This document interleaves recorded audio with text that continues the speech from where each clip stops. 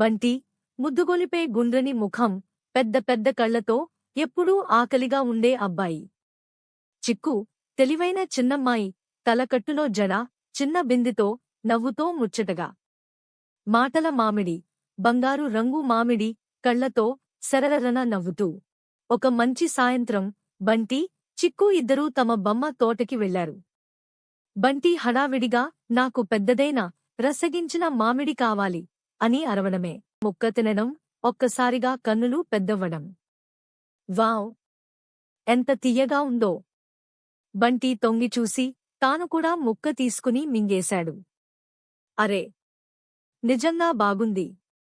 అప్పుడో మామిడి నవ్వుతూ, చూశావా? పరిమాణంతో కాదు, రుచితో చెప్పాలి అని అన్నది. నీతి.